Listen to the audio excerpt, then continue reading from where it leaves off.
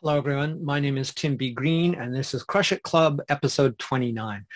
Sort of a dark topic today, but there's a good reason for it. Believer, achiever, deceiver. Now, in the marketing space, and especially always in the marketing space across all sectors, um, there is sort of three categories of people or three categories of organizations, three parties, let's call them that. And the reason it matters which one you go into is A, can you live with yourself with what you do? And also B, are you most interested in short-term gain and success or long-term gain and success? So this has to do with two things. First of all, we'll start actually with believer. Many people believe that if you visualize where you want to go, if you go to fancy restaurants, if you hang out at any place where rich people hang out, somehow it will rub off on you. There is absolutely nothing scientific about that thought. Zero, and no research to back it up.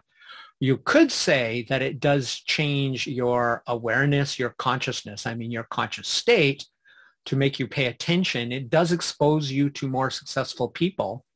But if you can't afford it, it's probably a faster path to the poor house than the success house. Because unless you happen to run into the right person while you're in that rich environment, it will do nothing to advance your wealth. Okay? So instead of printing a card with all your goals on it, as many famous rich people do, they are confusing their believing they're a believer. They're confusing their belief with their results. That is, I printed this card and then I became rich. Therefore, printing your goals on a card makes you rich.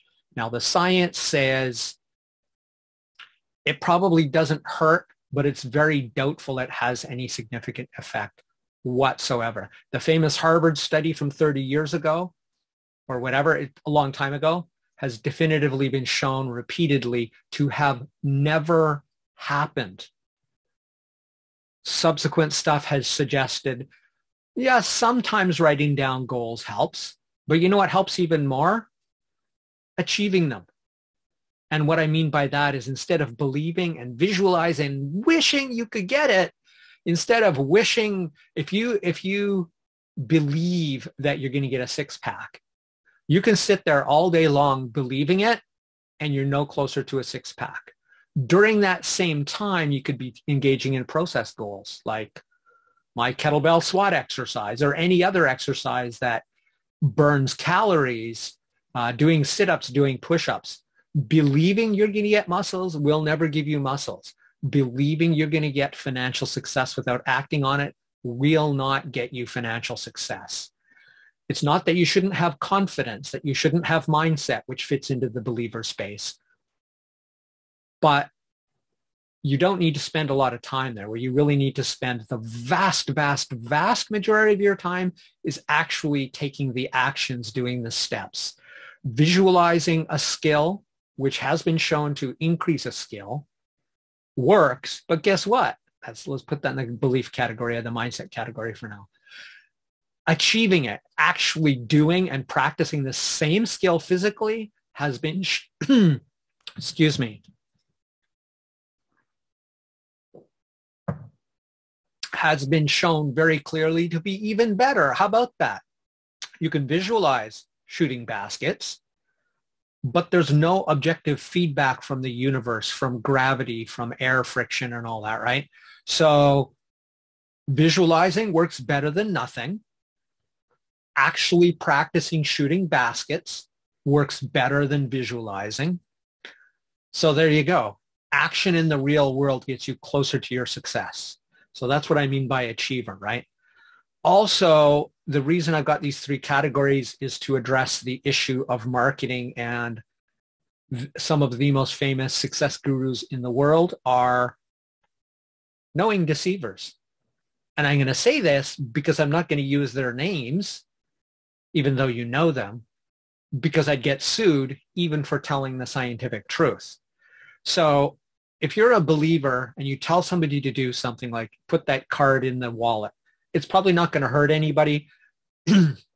But visualizing or spending 2 hours a day imagining what your success is going to look like is 2 hours you could actually be taking real objective steps that at the end of the day, at the end of that 2 hours, you have actually made progress towards your success instead of being extremely confident and having made no progress toward your success outside of your own mind, right? Mindset's important, but if it's not followed by achievement, by action that leads to real achievement, it's useless, right? Again, you can't visualize your way to a six-pack.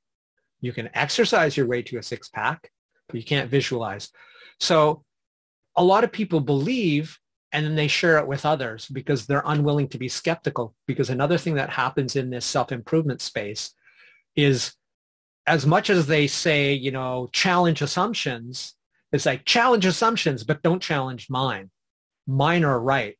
And if you think otherwise, then you have the wrong mindset. Please leave because you're gonna discourage other people or make other people question. If somebody actually knows what they're talking about, if they can back it up with evidence or achievement, ideally both, they should welcome challenges. You're not going to spend all day arguing about it, but go, you're right, that's an interesting point, but here's how we know that's not true, not I did this and this caused this, because we don't know that it caused it. So you can have innocent intent and share stuff, but if you are expected or chastised or basically put down for not believing the frames that they want to put on you, the mindsets that somebody wants to put on you, and remember, this is somebody who's trying to sell you something, then you need to step back and go, do they believe it, or are they just knowingly a deceiver, that they're just deceiving me and they know this is the best way to manage that objection? So if somebody believes something and innocently and naively encourages you to do something for your success, believing it, first of all, should you just be a believer? Actually, no. You don't have to be closed-minded and say it isn't possible. But if they can't show you why it works, besides I did it and it works, because that could easily be illusory correlation, that could easily be confirmation bias, ask for some proof. If they refuse to give you proof beyond I did this and this happened, and like I said, what else happened during that time, that's not proof. So somebody can innocently be a believer thinking they're giving you help, but I encourage you to be open-minded but skeptical. Ask an achiever, not somebody who's just achieved it, but somebody who can tell you why it worked, ideally, and please don't be a deceiver. And this goes beyond just my personal moral code. I'm not religious. I don't need a deity to tell me when that lying and deceiving people about your products is not okay. The larger picture and the research behind this says the same thing as me. If you deceive people knowingly, if you're a deceiver, ultimately people will discover it and you will be exposed as a fraud. Long before that, oftentimes you only get short-term gains from it. And then people start to talk and say, yeah, you know, I took his course and I did the work.